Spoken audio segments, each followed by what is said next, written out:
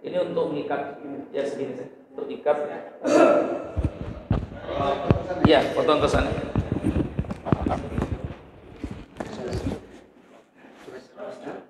Ya, sobek aja. Nah. Dan ini nanti dipotong jadi 5, 6 atau 7 boleh. Ya. Ya, yang besar-besar enggak? 5, 6, seret nanti biar nanti.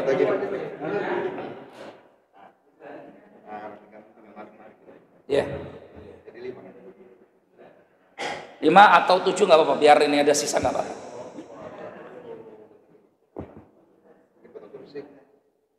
Baik, kita langsung ke ini saja, Pak.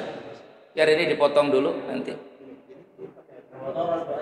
Ya, kita ke jenazah langsung. Jenazah. Nah, ganti mundur aja nanti di sini. 5, ya bisa saja ikat 3, bisa saja ikat 5, bisa saja ikat 7, silakan. Tapi usahakan itu ganjil. Ya, usahakan itu ganjil. Jadi kita biasa pakai yang ikat 5, misal 7. Kalau udah ikat 7, nah pokoknya harus 7. Kenapa 7? Nah itu nanti kajiannya panjang mereka. Jadi intinya jumlah ikatan itu silakan. Dia bukan bagian yang wajib, tetapi itu disesuaikan karena hajat kebutuhan. Ya, tapi mana tadi yang jenazahnya asing? Ini diukur dulu, Pak. Kain kafannya. Coba sini, tidur dulu di sini saja, sini kain kafan sini. Oke, kain kafan, coba, posisi Mas tidur. Silakan, coba baring. Oke, nah, ya enggak usah kesini aja ini maju naik terus. Oke, nah ini disisakan sekitar 1 jengkal untuk ikatannya, di kaki juga sama. Berarti segini, Pak. Silakan dipotong ini. Potong.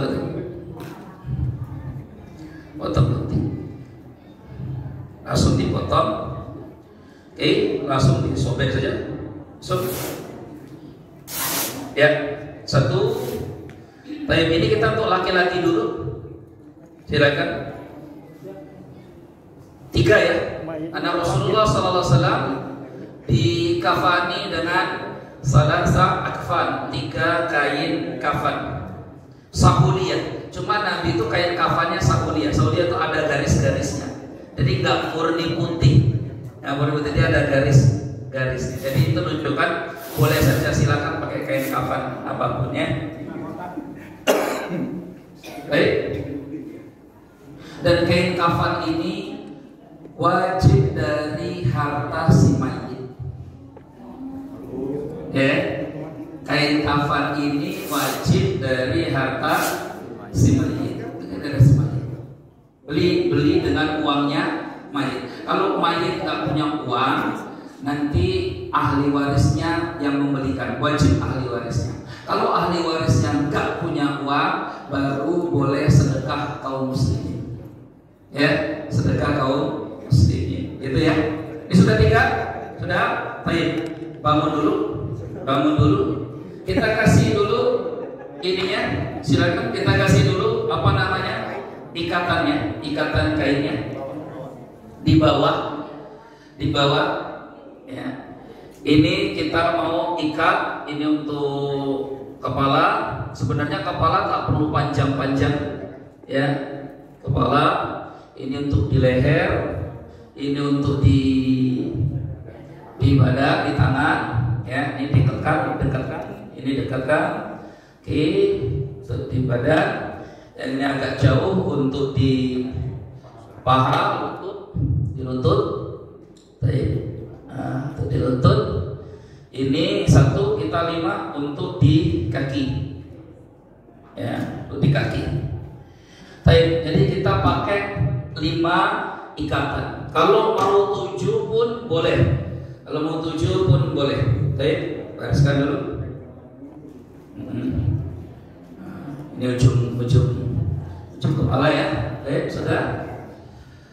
Nah, sunnahnya adalah berikan minyak wangi. Sunnahnya berikan minyak wangi. Kita kasih minyak wangi, ya. Oke. Terus kain kafan lagi, tambahkan.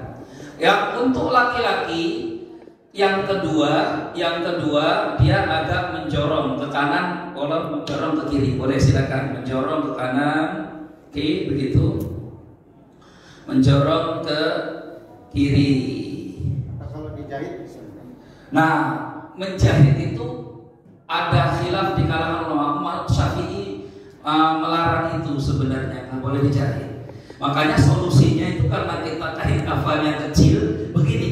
Kalau kain kafannya besar, tadi sebesar 100 ini, ya, itu nggak perlu lagi begini sebenarnya, cukup saja. Ini solusi supaya 3. Kita pakai 3 karena memang laki-laki jumlahnya 3. Kalau perempuan baru boleh 5. Ini kita sama kasih parfum semuanya, ya, wangi.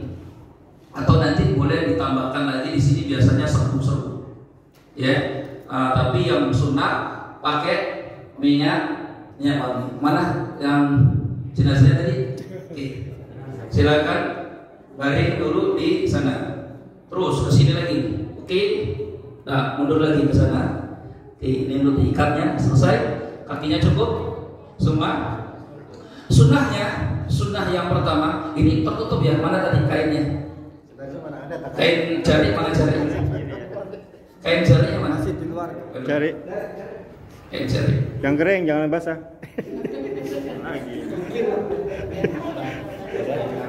Dingin lagi. Harus tetap tertutup ya, auratnya harus tetap tertutup.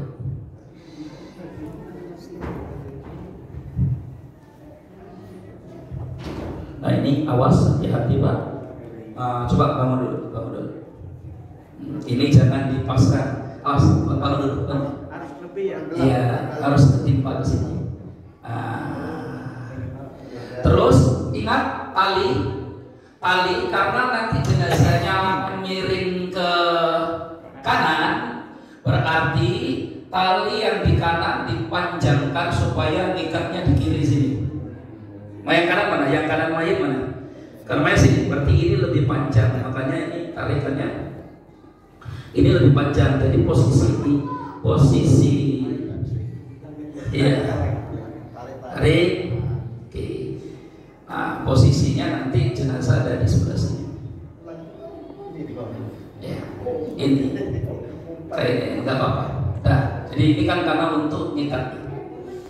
Posisi tertutup, ya, kainnya tertutup tetap seperti ini biarkan, ya, supaya nanti kita ngambilnya mudah. Yang pertama kita lakukan, Bapak Ibu semua, sunnahnya sebagaimana ucapan sahabat Ibnu Mas'ud adalah beri minyak wangi di semua anggota sujud. Jadi parfum, beri minyak wangi di semua anggota sujud. Kain kapasnya dicoba dibuka. Jadi semua anggota sujud, di jidat, di hidung, di tangan, telapak tangan, semua. Ya, ini siapa yang menganjurkan? Sahabat Nabi Ibnu Mas'ud radhiyallahu anhu. Ya, bagaimana yang kita sudah kaji di kitab. Ya, biasa pakai minyak wangi nggak, Bapak Ibu? Di semua tempat sujud? Oh enggak. Nah, ini sekarang tambahannya. Jadi kalau ditanya mana dalilnya, sahabat Nabi yang perintahkan Ibnu Mas'ud di apa, dengkul, ya, oke, kafannya ditambah ilmu, baru kaki, ya, kaki, dah selesai, baru jempol kakinya 2 diikat. Ini bukan sunnah, tapi ini cuma untuk supaya kakinya berdiri, diikat jempolnya sini. Pakai tali lagi, 2 jempolnya supaya tegak, tangannya disedekapkan, jempol kakinya diikat biar tegak, dia nyatu. Ini bukan sunnah, boleh, nggak dilakukan juga tidak apa-apa. Diikat saja, diikat Pak, diikat. Ikat saja. Nah, ikat saja. Tali pati, di tali. Ini masih hidup aja udah gemeteran apalagi udah mati kan gitu. Diikat aja Pak, diikat kakinya biar nyatu, biar nyatu. Nah, gitu. Diikat ya. Sudah. Ini kita sedekap sudah sedekap. Baru kemudian kita ya, tutup semua yang berlubang dengan kain kapas ya. Sama ini keterangan dari Ibnu Mas'ud. Mana kapasnya?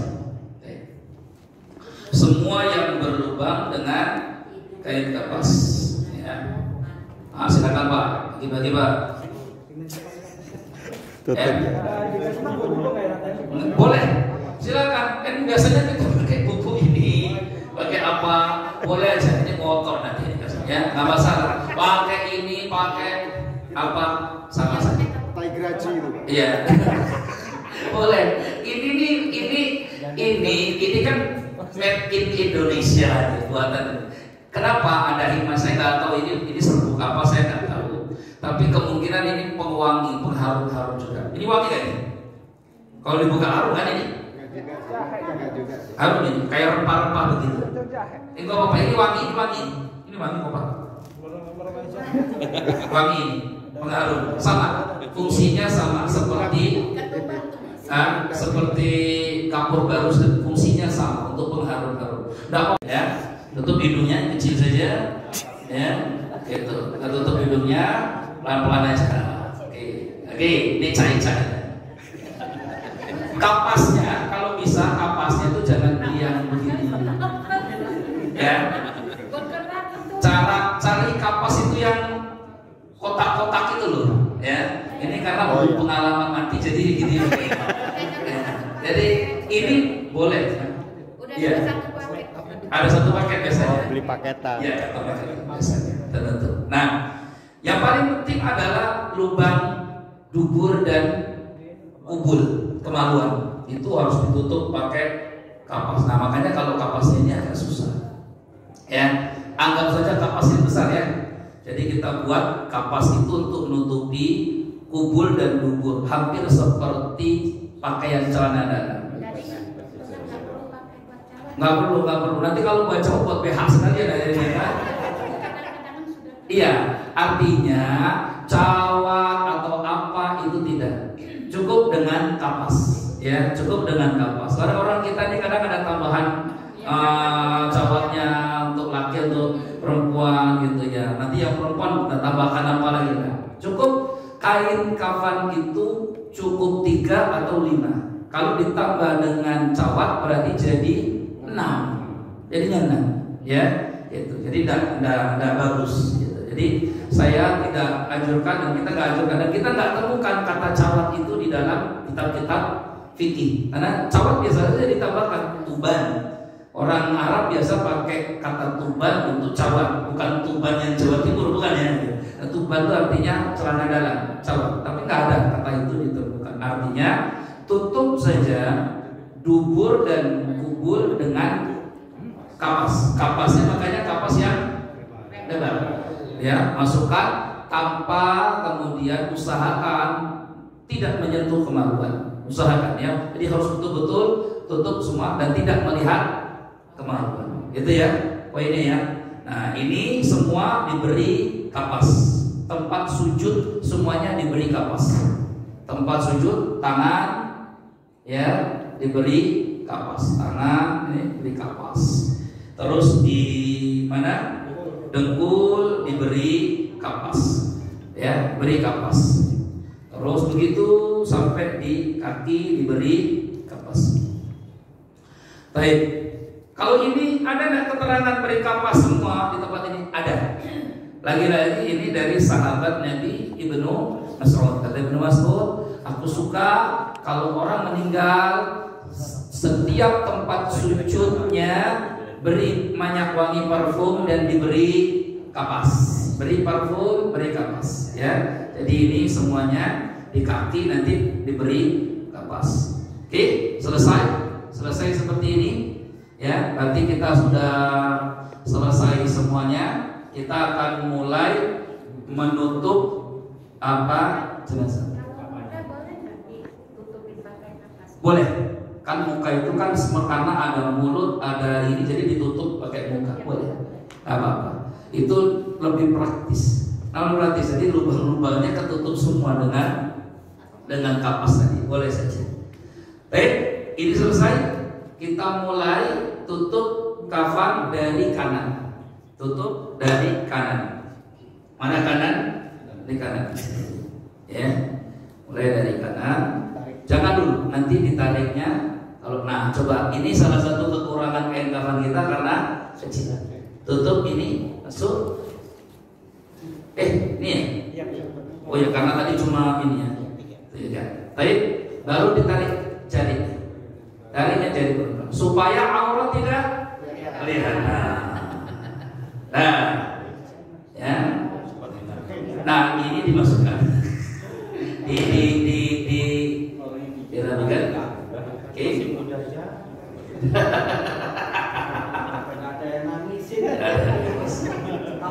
Udah. Baru kaki terus kanan. Nah kan jadinya kecil kan? Ini salah satu kekurangannya. Maka saya nggak anjurkan kalau ini. Mendingan kita beli kain sendiri, ukur saja rata-rata satu apa. Nah, ini dengan badan ukuran seperti ini saja nggak muat. Apalagi kalau badannya lebih besar.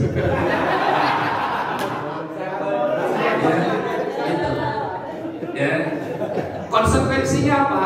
Konsekuensinya adalah otomatis akan menambah lagi jumlah kain kafan atau dijahit tadi itu. Sementara dijahit hukumnya makruh dilarang. Makruh itu tidak disukai. Maka lebih baik cari saja kain kafan sendiri, kita ikat kakinya. Ikat dari kaki, ini kan terakhir ya. Ini kan yang terakhir nih. Ini boleh ikat. Bisa nafas kayak gitu. Gambar yang ini buka, yang ini dibuka. Sini, bukanya dibuka. Posisinya ingat, kan mayat mau miring ke kanan. Mayat posisinya begini nih. Kalau di kuburan, berarti ikatannya di sebelah kiri. Sini, agak ke sini, agak di dada, nggak apa-apa, nggak ke kiri amat, tapi memudahkan orang untuk melepasnya nanti ketika di kuburan. Maka, oke, ini kita hitung ini karena kurang maju. Ini kurang maju, kurang maju. Di sini di. Ya. Nah, harus tertutup semua ya, tertutup semua. Ini di sini. Tutup semua. Ini cara yang paling sempurna sudah. Ini cara paling sempurna. Jadi ikatan boleh 5, kita pakai 5. Kalau mau 7 berarti di sini ada lagi. Ya, nanti di tengah ada lagi. 7 boleh. Nanti baru bisa. Ini terakhir nggak masalah kan ini posisinya terbuka kan. Kalau nanti ada mau nyolatkan itu mudah.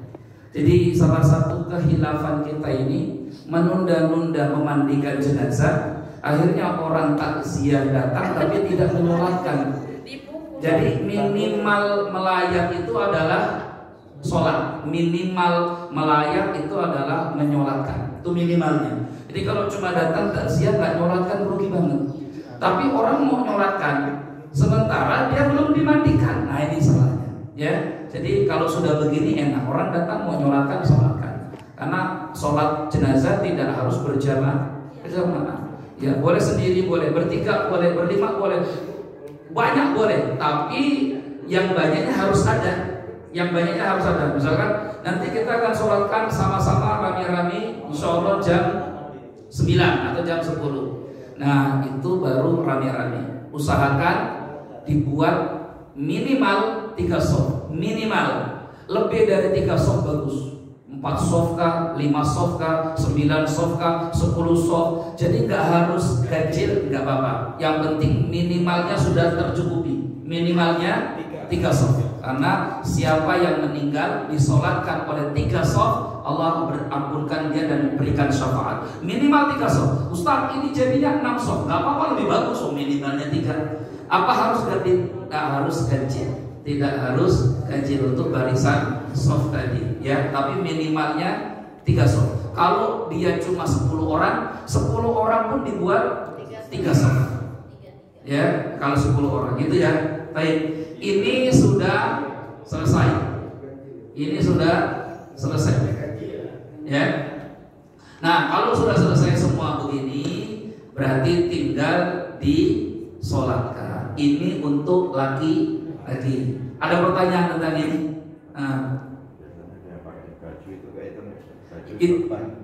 Itu nanti bukan untuk laki-laki, untuk perempuan. Laki-laki nggak ada. Laki-laki 3. Yang perempuan baru pakai baju, sorban nggak ada. Ya, itu perempuan pakai baju sama jilbab. Nggak ada sorban, nggak ada apa. Ya, itu. Bapak kalau kemana-mana pakai sorban nggak? Nggak ada, sudah. Kita pakainya begini kan ya. Ini bajunya, kain kafan. Maka kenapa laki-laki 3? Karena Rasulullah SAW dikafani 3. Bila komisin wala imamah, tanpa pakai gamis, tanpa pakai sorban. Justru kalau kita pakai gamis, pakai sorban, menjadi hadis ini. Karena Nabi disebutkan di hadisnya tanpa gamis, tanpa sorban. Pertanyaannya, ada nggak Ustaz yang pakai gamis dan sorban laki-laki? Riwayatnya ada. Saya bilang ada. Jadi kalau ada yang pakai gamis, pakai sorban, kami anggap dia ikut riwayat ini. Tapi itu bukan Nabi yang pertama kali melakukan. Yang melakukan pertama Ibnu Umar, anaknya Umar bin Khattab. Tapi itu tidak diikuti oleh banyak sahabat. Hanya kalau ditanya ada nggak? Ada. Jadi kalau Bapak pernah lihat ada jenazah laki-laki yang pakai gamis, pakai sorban, dia tidak merujuk ke Nabi. Nabi nggak lakukan itu, tapi ada sahabat satu yang lakukan, namanya Ibnu Umar, anaknya Umar bin Khattab. Ya, beliau pakaikan gamis, beliau pakaikan sorban, anaknya, bukan dia, anaknya yang meninggal. Jadi anaknya waktu meninggal dipakaikan gamis, dipakaikan sorban. Nah, riwayatnya ada keterangan ini, gitu ya Pak ya. Jadi kalau kita pilih mana, apa yang dilakukan oleh Nabi saja itu sudah cukup, ya. Tapi kalau ada yang mau melakukan pun kita katakan ya silakan saja. Tapi itu bukan yang Nabi lakukan. Kalau mau ada ya silakan. Kita juga nggak bisa melarang, karena misalkan itu pernah dilakukan oleh sahabat Nabi, nggak bisa melarangnya. Tapi kalau kita katakan mana yang dilakukan oleh Nabi, Nabi lakukan dengan 3 kain kafan. Ya, nggak pakai baju bila komisin wala imam, nggak pakai baju, nggak pakai sorban imam, pakainya ini saja cukup. Itu ya. Baik, ini selesai. Kain ikatan ini, ikatan pocong ini, kain kafan, boleh dilepas, boleh tidak dilepas, boleh dilepas, boleh tidak dilepas. Jadi ini hukumnya tidak wajib, tidak sunnah. Arti boleh tidak dilepas, boleh dilepas. Jangan sampai ada keyakinan kalau nggak dilepas nanti ada pocong dia. Tapi Imam Tirmidzi, ulama ahli hadis mengatakan, beliau ulama mazhab Syafi'i, ya. Imam Tirmidzi katakan, murid Imam Bukhari, kata Imam Tirmidzi, saya lebih suka kain kafan ikat pocongan itu dilepas. Saya lebih suka. Biarpun ada ulama yang tak mau melepas, saya lebih suka, kata Imam Tirmidzi, ikatan pocongnya dilepas. Semoga dengan ikatan pocong dilepas menjadi mudahlah dia di alam kuburnya. Itu maksudnya, ya. Jadi boleh dilepas, boleh tidak, tapi kita biasa lepas. Baik, ini kalau sudah begini selesai. Ini untuk laki-laki. Nah, sekarang lepas lagi, ganti untuk yang perempuan. Jadi ini mukanya ditutup ya, tutup pakai kapas. Tapi cari kalau orang sedekah untuk balik, saya kan sudah ikut, masa saya nggak dapat? Coba. Halo, paham maksud saya? Bapak waktu ngasih itu apa niatnya? Kan itu kan? Berarti kemungkinan bapak ibu sum-sum. Jadi ceritanya kalau ibu niatkan, saya ketika memberikan rukun kematian, saya niatkan sedekah, semoga dapat pahala. Jadi silakan. tetap berjalan saja rukun kematian karena itu sangat membantu orang yang kena musibah. Tapi saya anjurkan Bapak Ibu kalau memang punya rezeki cukup, belilah kain kafan sendiri. Nanti kalau memang nggak ada, panitia pun sudah menyiapkan kain kafan. Silakan ya, itu berjalan saja. Pengertiannya ini begitu loh. Adanya karena memang secara langsung semua karena adanya rukun kematian itu memang sudah di rata-rata setiap di mana tempat kayaknya sudah ada. Nah itu secara langsung itu memang sudah guyup dan memang untuk persiapan dalam arti ini orang meninggal kan tidak ada yang tahu, keluarga pun tidak ada yang tahu siapa tempat yang bernama. Pada saat kita tidak tahu ini ternyata keluarga kita ada meninggal. Pada posisi meninggal kan kita juga nggak ada persiapan termasuk ada punya dulu atau nah itulah rukun kematian itu menolong pertama sekali. Makanya kita sepakat rukun kematian tetap jalankan karena ini manfaatnya bagus bagi yang punya rezeki. Anggap apa yang kita berikan ke sana itu bagian dari sedekah. Gak harus saya paksakan Bapak ngasih sedekah, tapi saya kasih itu lagi. Silakan dibariskan seperti tadi. Cuma untuk perempuan ada tambahan dua kain. Ya, kan ini kan sudah 3.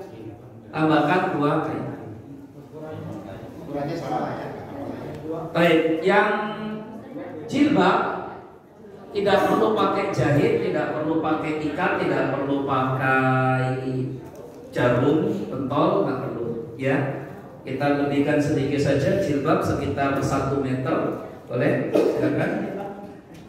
Ya, 1 meter, silakan dikoyak. Baik, yang kedua adalah gamis. Gamis sudah kita pakai yang ini saja nanti, ya. Gamis kita pakai sarung, izar itu dari pusat sampai ke kaki. Hitungannya dari pusat sampai ke kaki sekitar berapa ini? 1 meter lebih ya? 1,5 meter saja, 1,5 meter. 1,5 meter. Ini untuk perempuan. Oke, baik, selesai. Nah, ini tuh yang perempuan agak berbeda dengan laki-laki. Kalau laki-laki tadi yang atasnya yang apa namanya, yang paling bawah itu di tengah-tengah.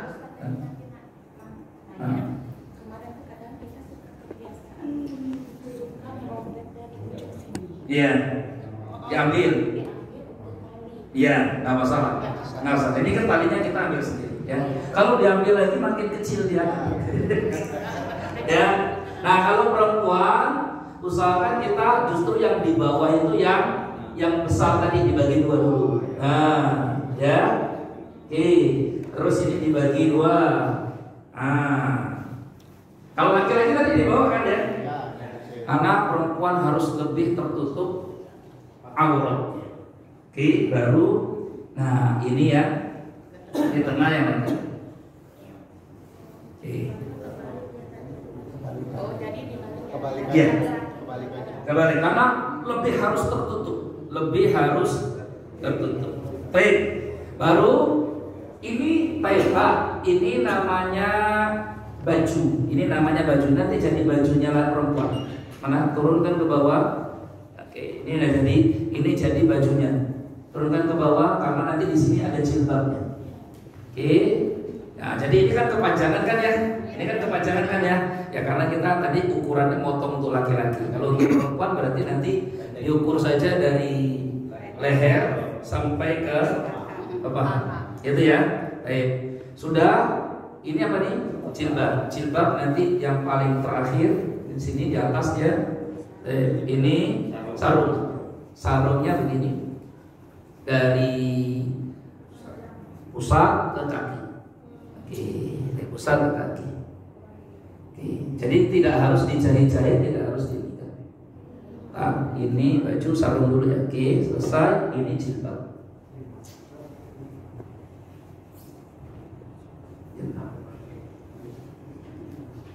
jilbab selesai. Nah, baik, mana tadi? Lagi di sini. Rezawati. Iya. Maja dipanggil. Jadi begini saja, ini cukup. Jilbabnya panjang ya. Mana yang lebih panjang, Pak? Yang lebih panjang mana? Tapi agak panjang ya. Sama ya? Sama. Oke, begini posisinya. Ini aurat tetap tertutup ya. Auratnya tertutup. Mana jari sini kainnya? Oke. Rezawati.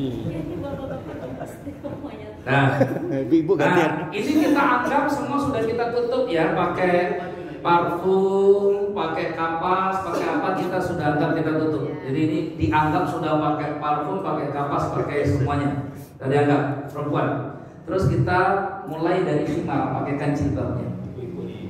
Ya. Nah, ibu-ibu nih yang paling pandai begini nih, ya. Oke. Nah, ini jilbabnya. Oke. Itu maaf Ustaz. Kadang-kadang kan suka ada rambutnya panjang gitu. Ya. Rambutnya panjang. Rambut wanita diikat jadi 3, dipintal jadi 3, tarik ke belakang. Sebagaimana putri-putri Nabi Ruqayyah, Ummu Kalsum itu ketika meninggal, Rasul perintahkan untuk mengepang rambutnya. Jadi 3 dikepang. Ibu biasa kepang nggak? Ibu rambut? Nggak, dikepang. Oh, dikepang. Sunnah. Iya. Oh, di mana ini? Dikepang jadikan 3. Bukan di kuda. Ya, bukan di kuda, bukan. Oh ya, udah kepang ya. Ustaz, maaf, itu tuh suka langsung dimasukin di itu langsung. Di jilbabnya tuh langsung digulung. Jadi 3 ikatan, jadi 3 ikatan. Ya, yang penting nanti rambutnya dimasukkan, jadi 3. Iya, jadi dijadikan 3, diikat 3 jadi 3, jadi rambutnya jadi 3. Ya, 3 ikatan. Itu yang Nabi perintahkan ke Ummu Atiyah. Ummu Atiyah, ikat rambut putriku jadi 3 ikatan. Ya, dan nanti ditarik ke belakang. Jadi rambutnya dibelakangkan jadi 3. Gitu ya. Teknisnya ibu-ibu lah paling pandai. Kita nggak tahu kalau masalah. Iya. Nggak harus ikat apa. Yang penting diikat 3. Yang penting dibagi 3, tarik ke belakang ikatannya. Gitu ya. Nah, ini kita pakai jilbab. Sudah, jilbabnya cukup begini saja, tidak perlu nanti dijahit, di bros, nah, begini saja, jilbab. Oke, setelah jilbab, ya, pakaikan bajunya, mana tadi bajunya? Di bawah ya. Ini kita izar ya, izar, udah nggak apa-apa, izar dulu. Oke, izar. Ya, ini nanti biarkan, nanti kita tarik, nanti kali ini kan belum ditutup. Nah, baru ditutup dengan kain. Ini kan nggak kelihatan kan? Ini kelihatan kan akhirnya kan? Ya, karena kita kainnya kecil. Kainnya kecil. Tanya. Ya. Jadi kayak mana nggak didobelin?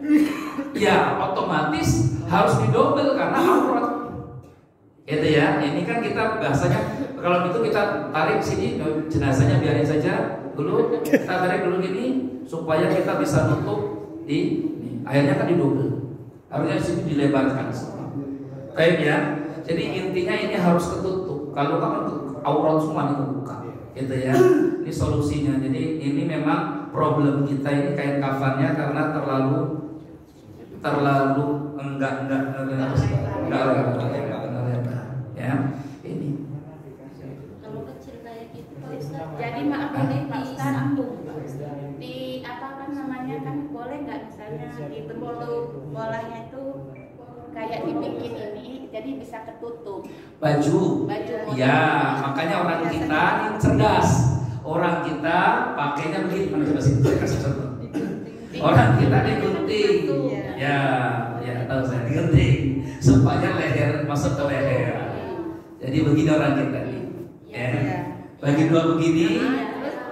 Kemudian dipotong sininya, masukkan supaya tertutup dadanya. Iya, itu karena kondisinya kain kafannya kecil, solusinya pakai itu. Boleh saja, nggak masalah, boleh saja. Ya, ini kita anggap kain kafannya ukurannya besar ya, sehingga dia bisa nutup kanan dan kiri. Baik, kalau enggak solusinya tadi dibagi dua caranya. Ini biasanya perempuan, kalau laki-laki nggak ada problem di sini. Kalau perempuan pakai ini. Tapi laki-laki yang pakai gamis juga begini. Baru digunting sini. Saya coba tentukan yang pendek saja di sini. Baru digunting. Digunting tengahnya, ya. Nanti baru dimasukkan ke kepala. Gitu kan? Iya. Itu teknis boleh saja. Yang penting untuk menutupi aurat. Oke, kita anggap ini sudah tertutup aurat ya Pak. Kita anggap karena ini kain kafannya kecil, nggak lebar. Baru kita tutup yang kanan, mana kanan? Sebelah sana. Oke, tutup yang kiri. Oke, kainnya ambil, jaringnya ambil, pelan. Baik, nah aurat ini solusi. Kalau ibu nggak pakai baju tadi, ya solusinya supaya auratnya tetap paham ya. Jadi itu tadi, ini kan kita nggak pakai baju, karena nggak pakai baju, jadi jaringnya kita ambil terakhir. Jadi tetap auratnya tertutup. Kadang-kadang kita suka ini harus banyak pertanyaan. Iya. Kalau kita nih nggak usah. Kadang-kadang ibu-ibu ini disamakan dulu, diangkat. Jadi muter katanya. Kamu sebelah kanan, kita sebelah kiri. Apa yang muter? Digulung. Nah, boleh aja teknis tuh boleh. Boleh supaya kenceng. Ya, nggak masalah. Ini kan tadi belum diikat ya, boleh. Itu teknis saja nggak masalah. Ya nggak masalah. Ini juga sama, nanti pun diikat begini biar nggak terbuka. Ya, oke. Jadi paham ya tadi ya, kalaupun tidak dipakaikan baju yang dilubangi tengahnya, dia tetap bisa dengan model seperti ini tertutup karena memang jaringnya itu kita ambil di terakhir. Dia akan tertutup dengan kain ini, kain yang di belakang ini. Ya, paham ya itu ya Bu ya? Tapi silakan diikat lagi semua. Nah ini terakhir boleh. Kan ini kan terakhirnya. Tutup boleh, nanti selesai. Sudah selesai mengkafani begitu. Tidak ada bacaan-bacaan khusus, ya, nggak ada bacaan-bacaan khusus. Jadi kadang kita yang suka mempersulit diri itu karena nanti ada bacaan ini, ada apa, ada sholawat, ada apa enggak, ya? Baca doa ini. Ini bikin repot kita, ya.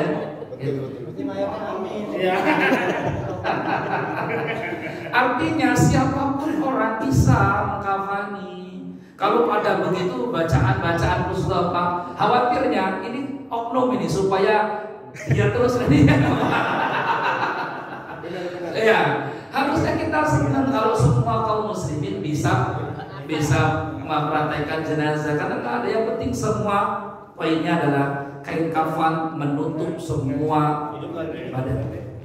Baik, ketika menguburkan jenazah, kita anggap ini sekarang sudah masuk yang kubur. Oke, masuk dalam kubur. Yuk, kita lihat masuk kubur dan kubur. Kita miringkan ke kanan. Karena yang namanya lahat itu ada di posisi tembok. Ini kuburan.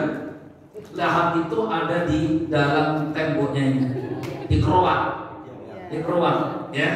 Jadi bukan di tengah. Kalau di tengah itu namanya syak. Syak itu untuk orang Kristen sama Yahudi. Tapi kalau kita nggak bisa buat lahat, boleh alternatif terakhir pakai syak. Jadi syak itu alternatif terakhir kalau nggak bisa buat lahat. Boleh pakai caranya Yahudi sama Kristen, boleh. Begitu kata Nabi.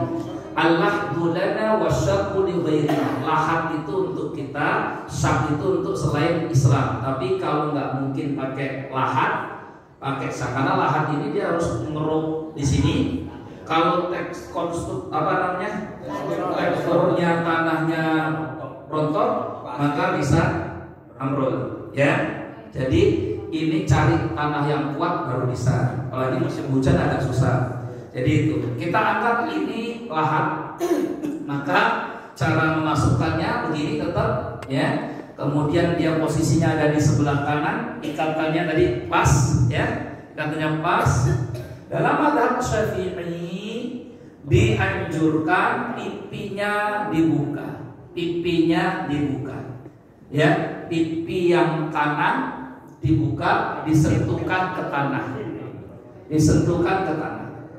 Adapun tanah-tanah bundalan-bundalan yang untuk mengganjal itu namanya teknis saja, ya teknis saja. Ya, misalkan untuk ganjal di sini, ganjal di sini, itu teknis saja, ya. Nggak harus ada juga nggak apa-apa, gitu ya. Itu untuk keperluan saja. Tapi yang disunahkan ini pipinya disentuhkan ke tanah, sentuhkan ke tanah di lahat itu. Maka biasanya di sini dibuat untuk bantalan ya, dibuat bantalan gitu. Bantalannya kalau kita biasanya pakai apa? Pakai tanah. Nah, ya boleh saja. Yang penting biar pipinya yang kanan menyentuh ke tanah. Selesai, setelah begini baru dilepaskan apa namanya? Tali-talinya dilepaskan. Gitu ya. Mencium tanah bukan? Enggak, ditempelkan pipinya. Ya, bukan mencium tanah. Orang kita biasanya ciumkan ke tanah, ciumkan. Di kitab-kitab fikih Syafi'i tempelkan khat ini pipi kanan, bukan diciumkan. Jadi tempelkan pipi. Hah? Apanya? Enggak, ini. Iya, pipinya. Karena orang kita tuh ributnya di kuburan banyak gitu. Betul. Nah, pipinya yang kanan tempelkan ke tanah, begini. Dan bukan jidat, bukan itu. Tadi pipi yang khat itu di sini pipi, ya pipinya sini. Baik ya, gitu ya. Selesai. Kalau jidatnya berarti gitu dong, udah blusuk ya. Pipi kanan begini tempelkan. Baik, ini dianjurkan di mazhab, tapi itu hanya di mazhab Syafi'i ya. Mazhab yang lain nggak terima. Mazhab yang lain mengatakan nggak boleh buka-buka itu jenazah.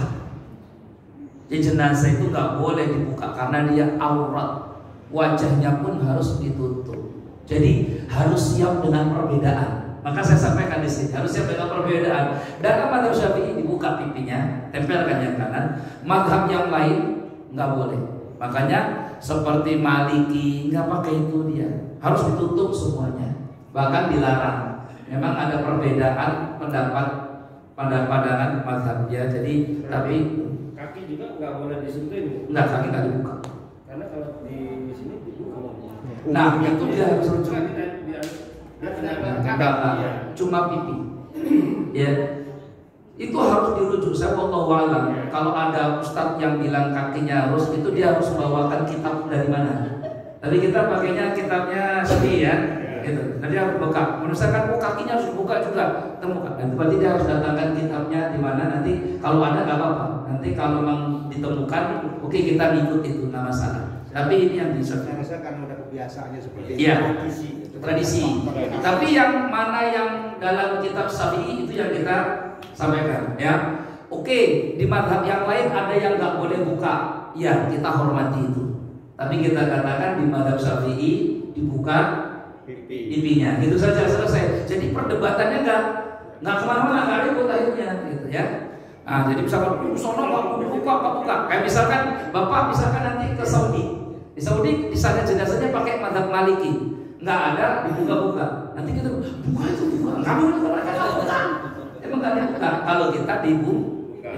Oke, yang mau dibuka silakan, nggak dibuka juga silakan. Yang penting dikuburkan ini mayatnya gitu ya. Kalau buka nggak dikuburkan itu.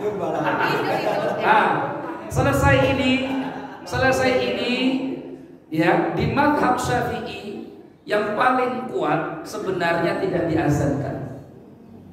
Di mazhab Syafi'i yang paling kuat sebenarnya tidak diazankan. Biarpun kita melihat di masyarakat kita suka diazankan. Karena berdalil pada kias analogi. Orang lahir diazankan, orang mati pun diazankan. Itu pendapat ada nggak di mazhab Syafi'i? Ada, tapi pendapat minoritas, kelompok kecil. Mayoritas mazhab Syafi'i tidak mengazankan. Jadi nggak perlu ribut lagi sekarang. Kalau ada yang azankan, dia ada. Minoritas mazhab Syafi'i itu. Kalau nggak mengazankan pun itu mazhab Syafi'i juga, dan itu mayoritas mazhab Syafi'i. Ya, saya sudah jelaskan ini. Kita semua sudah ulama-ulama mazhab Syafi'i yang tidak mengazankan siapa banyak. Nanti ulama mazhab Syafi'i yang mengazankan siapa. Tapi memang mayoritas paling banyak ulama mazhab Syafi'i tidak mengazankan. Jadi nggak perlu diribut. Kadang kita masyarakat ini suka dibodoh-bodohi oleh ustadznya juga. Ya, ustadznya bilang orang meninggal kok nggak diazan-azankan, kayak nguburkan kucing aja. Ini tidak mencerdaskan umat. Harusnya ustadznya sampaikan saja apa yang ada di kitab, apa menurut para ulama di mazhab Syafi'i, nggak usah ke mazhab mana-mana. Nanti kita akan temukan Imam Ibnu Hajar nggak mengazankan dan sebagainya. Jadi itu perbedaan saja, silakan perbedaan, tapi tidak dikomatkan ya. Kalaupun ada yang mengazankan, dia tidak dikomatkan.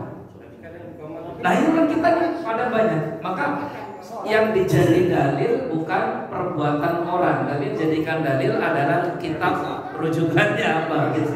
Ya, kalau mau ada diazankan, oke lah, misalkan Ustaz, masyarakat kami mau azankan. Kalau mau diazankan, dia ikut pendapat minoritas di mazhab Syafi'i tadi, silakan, oke, gitu ya. Karena bukan ruang kita untuk menyesat-nyesatkan, gitu ya.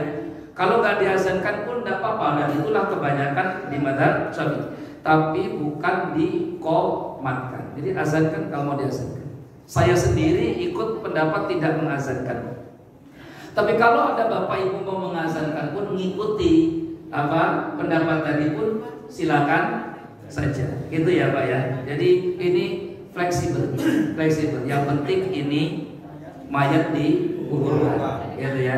Itu karena tadi pendapat azan itu karena kias, bukan harta, menghambur-hamburkan harta, dan menghamburkan harta itu mubazir. Poinnya satu.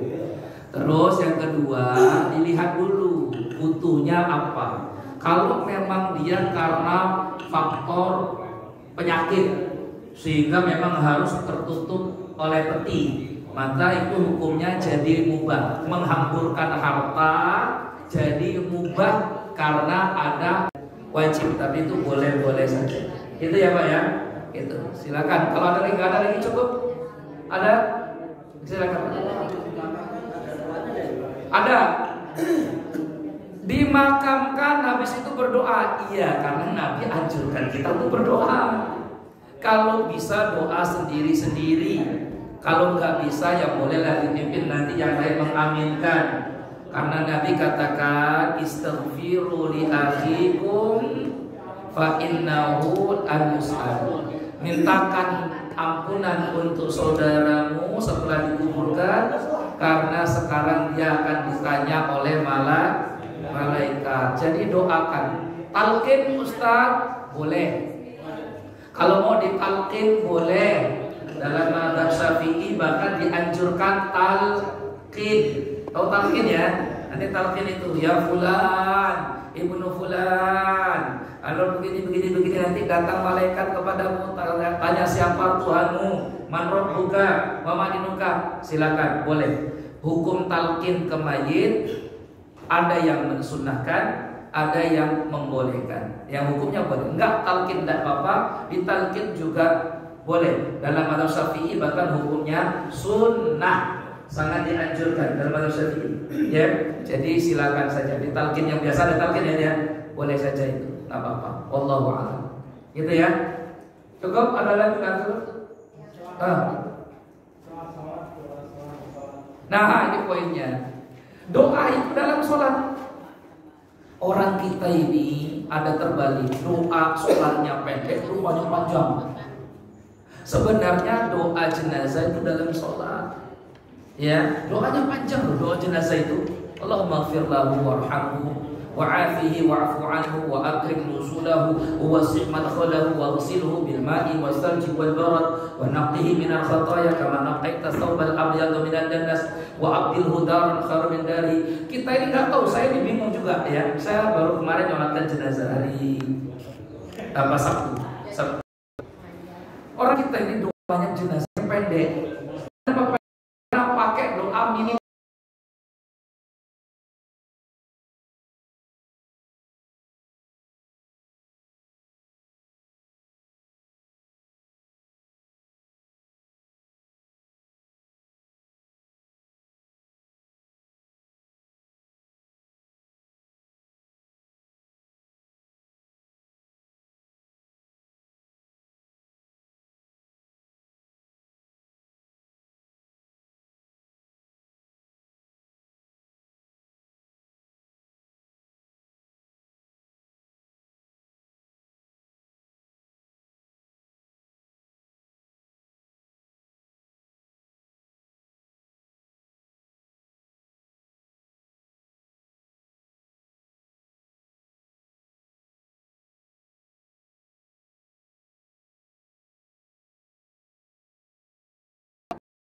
mohon maaf, keluarga berhak.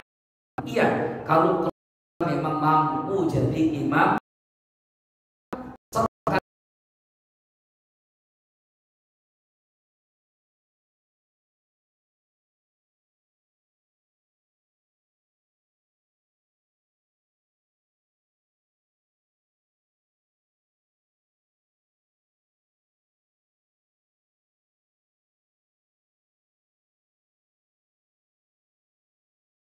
saja boleh selesai melangkah.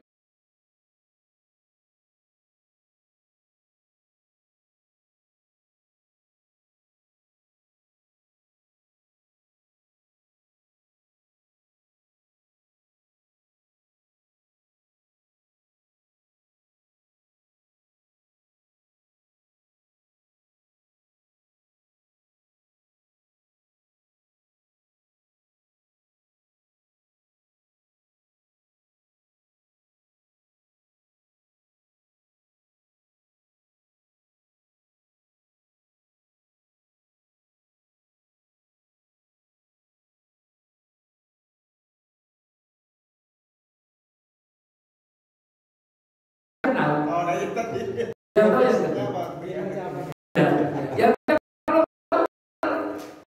sholat kan.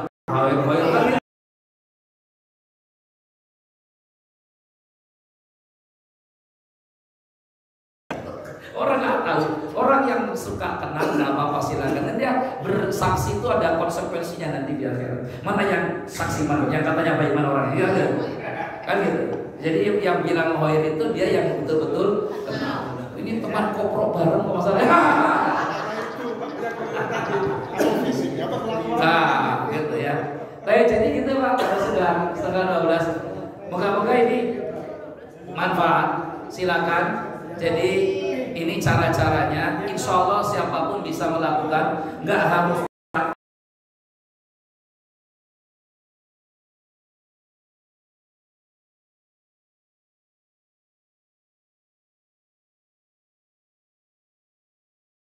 Apa namanya tadi? Baik ya. Cukup sampai